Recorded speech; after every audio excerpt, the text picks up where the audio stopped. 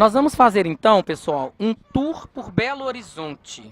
Mariana se torna então a primeira capital quando começa o ciclo do ouro. Descobre em Sabará, em Mariana, em Ouro Preto, nas regiões das Minas Gerais, muito ouro. Então, Minas Gerais tem a primeira capital em Mariana, a segunda capital em Ouro Preto, porque era em Ouro Preto onde que circulava o maior volume de ouro e de dinheiro. E aí então eles resolvem que eles precisavam, depois de um tempo, mudar essa capital de lugar. Ouro Preto começa a ter um problema que começa a acabar o ouro. E aí todo mundo quer ir embora de lá, porque está acabando o ouro. Eles resolvem que eles precisavam dar uma nova capital para o nosso estado. E além de tudo, chega a República. Então a gente queria deixar para trás o nosso passado colonial e queríamos uma cidade nova, bonita. Como que começa a história de Belo Horizonte? Quem que chegou primeiro por aqui? Os bandeirantes, que vieram de São Paulo descobrir novas terras. E antes de tudo começar, chegou por aqui um chamado João Leite da Silva Ortiz. Ele chega por aqui, pessoal, e ele constrói uma fazenda, chamava Fazenda do Cercado. Os bandeirantes passavam por aqui em busca de ouro e pedras preciosas. Só que João Leite passou por aqui e viu que era uma terra muito boa, uma terra fértil. Ele resolve ficar por aqui porque os bandeirantes, eles passavam em busca de pedras preciosas, depois eles voltavam para São Paulo. E aí faltava o quê? Faltava comida, porque não tinha o que comer por aqui. E começa então a Fazenda do Cercado. Depois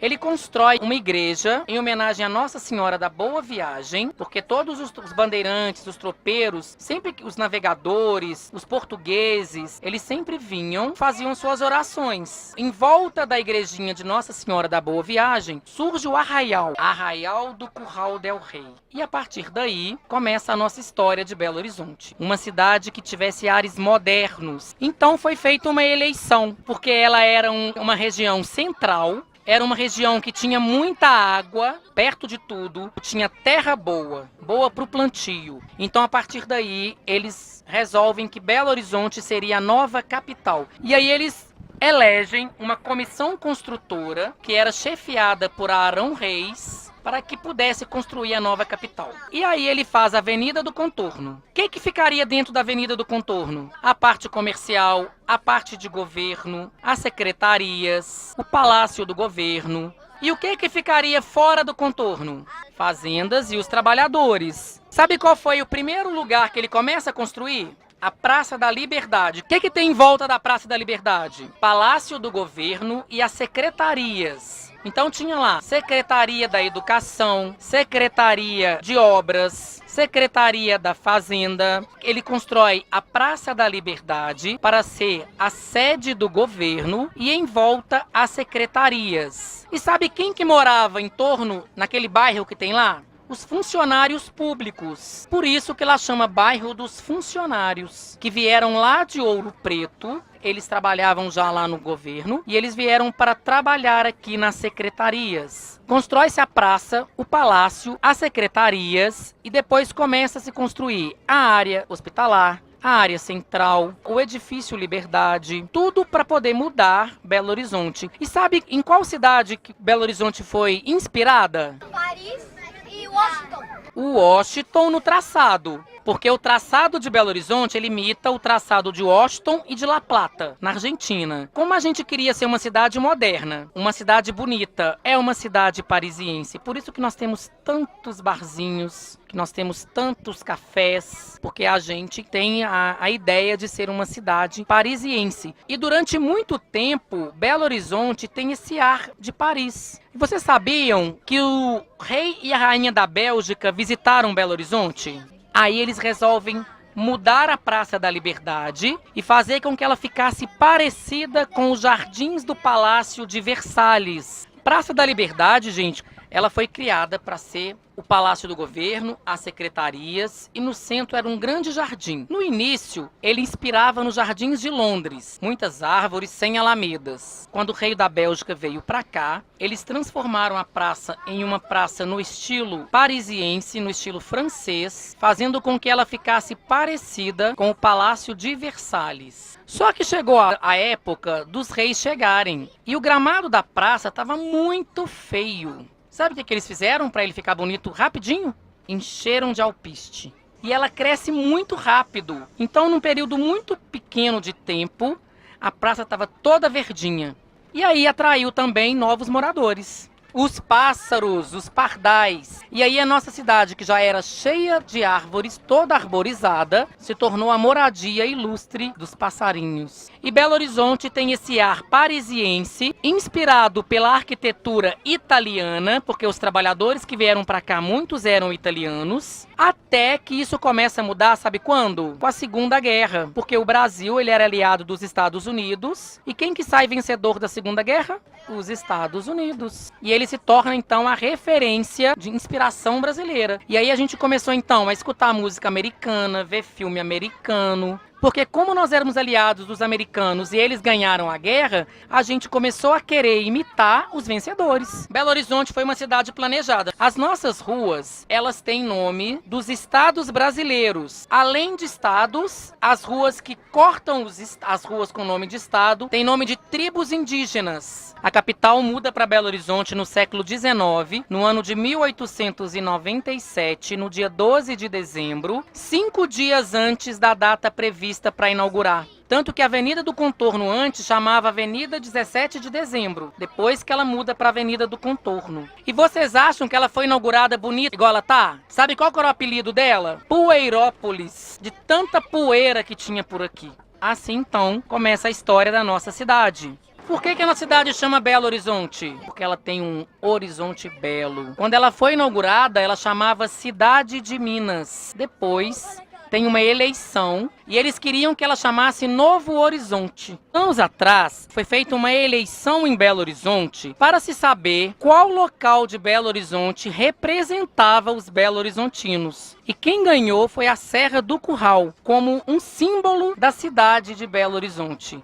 Ela é uma área de preservação, ela faz parte do nosso patrimônio. Só que ali, durante muito tempo, teve atividades da mineração. E por um bom período, a Serra do Curral só era preservada do lado de Belo Horizonte, porque do outro lado pertence à cidade de Nova Lima. Então, se vocês subirem lá no Pico Belo Horizonte, vocês vão ver que o lado de cá está preservado e que o lado de lá ele está todo corroído pelos efeitos da mineração. Então é preciso que a gente preserve o nosso patrimônio para que a gente possa mantê-lo e contar a nossa história para as futuras gerações. Um engenheiro chamado Arão Reis, ele foi contratado para projetar a cidade de Belo Horizonte. Ele cria uma avenida que circulava toda a cidade.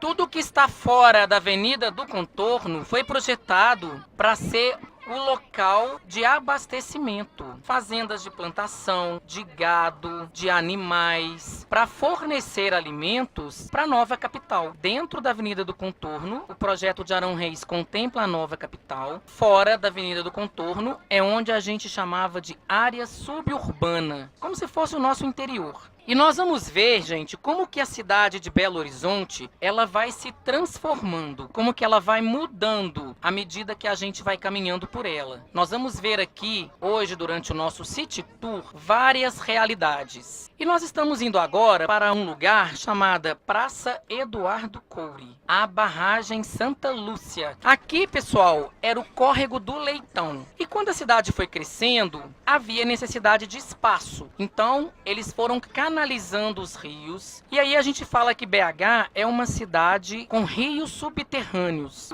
Um problema muito sério, que é na época das chuvas, alaga a avenida. Então, eles resolveram construir uma barragem, uma lagoa, que ia captar a água, represar, para que pudesse diminuir as enchentes. E a barragem Santa Lúcia está passando por uma reforma, porque o lago ele foi assoreado. E aí ela deixa de existir. Então eles resolveram agora recuperar a lagoa, tirar essa terra excessiva para que ela possa novamente ser uma lagoa de contenção de água para diminuir as enchentes no tempo de chuva. Aqui é um bairro de contrastes, de diferenças, porque se você olha para o lado direito, é um bairro de poder aquisitivo bom. Nós vamos ver a comunidade da barragem de Santa Lúcia. As comunidades que nós vamos ver ali de Santa Lúcia, gente, é o que a gente chama favelas ou comunidades. As comunidades ou as favelas são onde moram as pessoas que têm baixo poder aquisitivo. Aqui na barragem de Santa Lúcia, são 4 comunidades que formam todo o complexo, todo o conjunto de comunidades da barragem de Santa Lúcia. A maior delas, é que a gente mais conhece, se chama Morro do Papagaio. Então a gente pode aqui ter a interação entre as pessoas da comunidade da barragem, as pessoas do bairro São Bento, do bairro Cidade Jardim, todos podem conviver no mesmo espaço. E aqui, muita gente usa a praça para que as pessoas da comunidade tenham a oportunidade de praticar esportes, de caminhar, de brincar. Então, se vocês vierem aqui, por exemplo, no domingo, nós vamos ter várias realidades usufruindo da nossa praça. Agora, tem muita gente trabalhadora lá também, que saem todos os dias, trabalham o dia todo, voltam para casa à noite e estão também na tentativa de melhorar de vida, de trazer oportunidades também para os seus filhos, através da educação, através da música, através do esporte. Então é preciso que a gente entenda que essa comunidade, pessoal, nem sempre é ruim, tem muita coisa boa lá. A escola que nós vamos visitar agora, pessoal, chama UMEI. É uma Unidade Municipal de Educação Infantil. Tem as crianças que ficam horário parcial e tem as crianças que passam o dia todo. E funciona como uma escola, assim como é a escola de vocês. Sejam bem-vindos ao MEI Timbiras, que a gente tem 360 crianças que estudam nessa escola. A nossa escola tem crianças de 1 ano até 5 anos e 8 meses. Algumas crianças, as crianças de 1 ano até 2, elas ficam na escola de 7h30 até às 17 horas. Elas ficam, então, em período integral. E nós temos também crianças de 3 a 5 anos que ficam somente parcial. Esse ano, né, tem uma novidade, que algumas crianças de 2 anos e também de 1 ficam só meio horário na escola. E aí, o que a gente vai fazer agora? A ideia é que a gente divida o grupo em 4. Então, a Yara vai acompanhar um grupo, a Gleice vai acompanhar outro, Mariana outro, e eu vou acompanhar também. A gente vai conhecer esse espaço e aí a gente vai conversando, né, mais com vocês sobre a rotina da escola, como que é essa escola. Pode ser? Eles vão usar esse espaço, que é um espaço público, um espaço do governo, para que elas tenham acesso à educação. Nós vamos ver que lá também tem uma boa educação, que é uma boa escola. Todo mundo aqui paga imposto. E através desses impostos, a gente então está ajudando a manter as escolas públicas. E a UMEI é uma escola que está sempre vinculada a uma outra escola, para que a criança, quando saia dali, ela já tenha um local onde ela vai continuar os seus estudos. No caso da UMEI, que nós vamos visitar, Timbiras, ela está vinculada ao Colégio Marconi. Só que ela vai ter uma arquitetura muito diferente. Ela vai ser toda voltada para a educação infantil. Ela vai ter as suas salas adaptadas para a idade das crianças, vão ter projetos, tudo isso para que a criança ela se sinta acolhida. Lá vai ter alimentação. E sabiam que a alimentação nas UMEIs também tem uma nutricionista e que ela cuida para que a alimentação seja equilibrada e saudável? As UMEIs também estão preocupadas em formar jovens com novas oportunidades. A nossa UMEI aqui de Belo Horizonte, ela é referência na educação infantil, ou seja, ela é um modelo a ser seguido pelo nosso país. E vocês viram que eles têm lá atividades para todas as idades e que as salas são adaptadas para a realidade das crianças. Banheiros baixinhos. Nesse espaço da cozinha é que as meninas preparam as refeições das crianças. Tem, na verdade, as crianças aqui, quando elas chegam, elas não recebem um lanche às 7h45 da manhã e depois elas têm um almoço. O almoço é a partir das 10 horas da manhã. Na UMEI, todas as salas têm um professor, tem um ajudante para levar as crianças ao banheiro, porque elas são muito pequenininhas. Então, tudo isso é pensando no conforto e na educação das crianças. Então, é uma escola preparada para dar uma boa educação. Mercado Central, desde 1929. Mercado Municipal. Era onde as pessoas vendiam seus produtos. Aqui é a nossa Praça Raul Soares. Durante muito tempo, gente, ela foi o marco zero de Belo Horizonte. Vamos passar agora na Praça 7 de Setembro. Sabe como que essa praça chamava antes? Praça 12 de Outubro. E aí, quando a independência do Brasil completou 100 anos, ela ganhou, olha aqui, ó, do lado esquerdo de vocês, olha ele aí, o pirulito da Praça 7. E aqui, quando a independência do Brasil fez 100 anos, eles construíram esse obelisco para fazer essa homenagem. Então, estamos subindo a Rua da Bahia e nós vamos pegar um viaduto para ir para o outro lado da cidade, chamado Viaduto de Santa Teresa. Pessoal, nós vamos entrar agora na Rua Sapucaí. Olhem os grafites. A gente chama essa rua aqui de Janela de Belo Horizonte, Varanda de BH. Aqui em Belo Horizonte foi feito um concurso de grafites e aí os artistas pintaram na parede dos prédios esses grafites lindos que enfeitam Belo Horizonte. E bem embaixo da gente nós estamos passando na antiga estação de trem. A importância da estação de trem para a construção de Belo Horizonte. Era a única forma de chegar em Belo Horizonte para quem vinha das outras cidades. Quando foram construir a capital, a primeira coisa que eles tiveram que construir foi a estação de trem. Porque o material de construção que vinha lá de Sabará tinha que chegar aqui de trem. Vocês vão ver agora o Palácio das Artes e o Parque Municipal.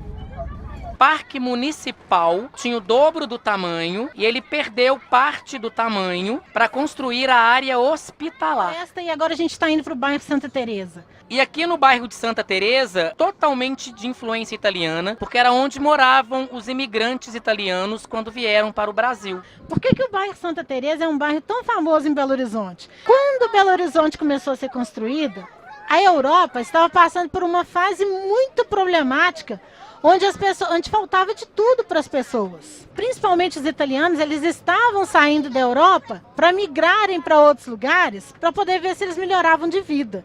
E quando a cidade de Minas, que foi o primeiro nome de Belo Horizonte quando ela foi inaugurada, ficou sabendo que isso estava acontecendo, eles foram buscar alguns italianos para virem para cá, para poder ajudar na construção da cidade. E quando eles vieram para cá, a princípio, eles moraram em hotéis e pensões. Mas depois eles criaram um bairro que seria hoje o bairro Santa Teresa. O bairro Santa Teresa, ele não é só de italianos, mas é um bairro que cresceu em função das pessoas que vieram para cá para ajudar a construir a cidade. É um centro gastronômico também há muitos anos. Tem também um carnaval muito famoso. Tem uma igreja lindíssima, que é a igreja de Santa Teresa, em homenagem ao bairro também. A gente tem o batalhão da Polícia Militar, que fica na Praça Floriano Peixoto, e o Floriano Peixoto foi o segundo presidente do Brasil.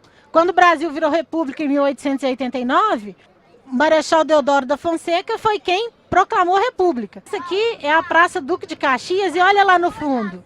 Lá no fundo é o Colégio Tiradentes. Aqui também tinha um cinema. Vocês sabiam, gente, que antigamente os cinemas não eram só dentro de shopping? Não. Os cinemas, eles funcionavam no centro da cidade, nos bairros. Olha, gente, tá vendo a rua basicamente de casas e casas antigas? A Praça Floriano Peixoto está no bairro Santa Efigênia, bem próximo dali. Tem a igreja de Santa Efigênia. Foi, mais antigamente, muito habitada por militares e é até hoje. Está próximo da área hospitalar de Belo Horizonte e bem ali atrás da praça, bem ao lado da praça, só atravessar a avenida, tem o quartel da Polícia Militar. Tem ruas com nomes de militares que sobressaíram na Polícia Militar de Minas Gerais. É uma praça muito legal, acontecem muitos concertos de música ao longo do ano, assim como outras praças de Belo Horizonte, ela é muito usada para isso também. Estamos entrando na Praça da Estação. Hoje ali funciona o Museu de Artes e Ofícios, o edifício Acaiaca, que já foi o prédio mais alto de Belo Horizonte. Ele era um prédio de 30 andares e ele tem uma curiosidade. Ele é um prédio em Belo Horizonte que tem um abrigo anti-guerras. Tem um bunker, porque ele foi construído no período da Segunda Guerra Mundial. Se vocês olharem para o alto do edifício Acaiaca, ele vai ter o rosto de 2 índios da tribo dos Acaiacas. O Instituto de Educação foi a primeira escola a formar professores em Belo Horizonte. Essa avenida que nós estamos subindo é a Avenida Afonso Pena. Quem foi Afonso Pena? Ele foi governador e depois foi presidente. Essa avenida, gente, ela é bem grande. Ela vai começar lá na Praça da Rodoviária e vai terminar na Praça da Bandeira. Estamos entrando num bairro agora, que é o bairro Mangabeiras. Mangabeiras é uma árvore de mangaba. Aqui tinham muitas aqui nesse bairro. E é um bairro, pessoal, 100% residencial. Praça Governador Israel Pinheiro. Todo mundo conhece ela como Praça do Papa, porque o Papa celebrou aqui uma missa, João Paulo II. Desde então, a gente conhece ela como Praça do Papa, Mirante do Mangabeiras. Lá onde era o Palácio da Liberdade, que foi construído para ser a sede do governo, foi também durante muito tempo a casa do governador. Até que JK, Juscelino Kubitschek, ele resolve que não ia mais morar lá na casa, só ia trabalhar, e ele constrói aqui o Palácio dos Mangabeiras, que é hoje a residência, a casa oficial do governador. Praça da Savassi, onde tem a Vivo, hoje é uma loja de telefonia. Essa praça, na verdade, ela chama Praça Diogo de Vasconcelos. Só que ali tinha uma padaria, que no começo da história da cidade era de uma família italiana e se chamava Padaria Savassi. E durante muito tempo, as pessoas quando iam se encontrar nos finais de semana para passear, eles encontravam assim, olha, nós vamos encontrar lá na Padaria Savassi. Aí depois de um tempo, falava, vamos encontrar lá na Savassi. E aí a região ficou conhecida como Savassi. Mas o bairro chama Bairro Funcionários. Olha o coreto da praça, os jardins, a arquitetura dos prédios, uma arquitetura neoclássica, onde a gente tem grandes janelas e grandes portas para entrar claridade, luminosidade e para entrar ar. Uma curiosidade, primeiro semáforo de Belo Horizonte, ele é no estilo inglês e ele foi colocado aqui para controlar a passagem dos bondes. Um museu que quase ninguém conhece, porque a gente só fica lá nos museus da praça. É o Centro de Referência do Artesanato Mineiro. Do artesanato do Vale do Jequitinhonha, do norte de Minas. Centro de Referência do Artesanato Mineiro. A gente apelida ele carinhosamente de Centro de Arte Popular. Colégio Municipal Marconi. É uma outra escola pública, sempre foi uma escola referência na qualidade de ensino. Abílio Barreto, ele era um jornalista, ele era um escritor, ele morava lá em Diamantina e quando ele ficou sabendo da construção da nova capital, ele mudou para cá com a família dele, ele tinha apenas 14 anos e ele começou a trabalhar entregando o jornal que se chamava Nova Capital. E Abílio Barreto, ele começou a ter uma ideia. Ele acompanhava o jornal e acompanhava também a mudança da cidade, a mudança das casas. Então ele começou a guardar tudo aquilo que ele achava que era importante, tanto páginas de jornal, quanto objetos da velha Curral del Rei. E aí durante muito tempo ele junta esse material e logo depois ele vai trabalhar no Arquivo Mineiro, no Arquivo Público Mineiro. E então ele tinha uma grande quantidade de coisas que contavam a história da nova capital. E ele reúne tudo isso e cria um museu, que não chamava Museu Abílio Barreto, chamava Museu de Belo Horizonte. Em 1942, quando ele já havia falecido, e aí quando inaugura ali no Casarão o novo museu, eles dão em homenagem a ele o nome de Museu Histórico Abílio Barreto, porque grande parte do acervo pertencia a ele. E vocês sabiam que lá era a antiga fazenda do Leitão? Lá tá fora da Contorno. Se tá fora da Contorno, por que que tá preservado? Por que que não foi derrubado para construir a nova capital? Porque o traçado da Contorno, ele passava por trás do museu. Era para derrubar aquela casa. Só que ali é um terreno que corre eu falei para vocês, o córrego do Leitão, que hoje é a Avenida Prudente de Moraes. Era um terreno pantanoso, então era muito difícil na época pavimentar, asfaltar para construir a Avenida do Contorno. Então eles falaram assim, bom, já que aqui tá muito difícil, vamos arredar 2 quarteirões para frente. Então com isso aquele casarão ficou preservado e hoje ele é o único casarão que ainda está de pé contando a história de Belo Horizonte, como a cidade foi crescendo e ela foi mudando, começou o processo de verticalização, quando as pessoas deixam de morar em casa e começam a morar em prédios para que em um mesmo terreno, em um pequeno espaço, possam morar muitas famílias. Na parte quase final da nossa atividade de campo, nós fazemos uma atividade lúdica, onde se envolve, onde é exigido dos alunos o conhecimento, mas ao mesmo tempo essa exigência, esse conhecimento, a gente trabalha de forma bastante divertida. Então, aproveitando todo o conhecimento que eles adquiriram no trajeto e a bagagem que eles já vêm em sala de aula, nós realizamos uma atividade lúdica para que esse conhecimento ele aprofunde, para que ele seja vivido por parte dos alunos de uma forma divertida e assim o conhecimento só é ampliado e ressignificado na cabeça da criançada. Foi muito bacana, bem divertido. Nós tivemos um momento lúdico, que é onde a gente aproveitava que as crianças já estavam reunidas logo depois do lanche. Então nós fizemos um momento onde as brincadeiras elas eram intercaladas junto com perguntas a respeito dos temas que havíamos discutido durante o City Tour. Então, ao mesmo tempo que elas estavam brincando, elas estavam reforçando o conhecimento de tudo aquilo que nós falamos. Quando chegaram aqui só tinha índio, e eles seguiam as tradições indígenas.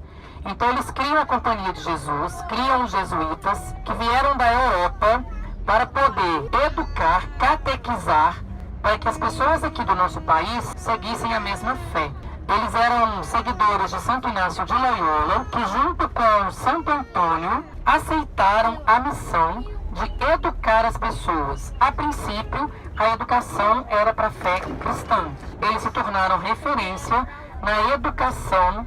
Então, assim, desde lá do tempo de Santo Inácio de Loyola, dos jesuítas, é que já nasce a história aí da escola de vocês.